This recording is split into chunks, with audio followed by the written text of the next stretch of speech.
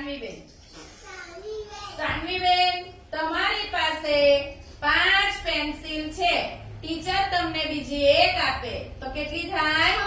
6. Very good. સાનવીબેન ને અભિનંદન.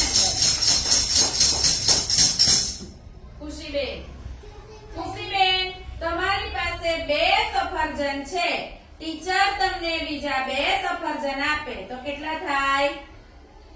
4. Very good. Khushiben ને અભિનંદન.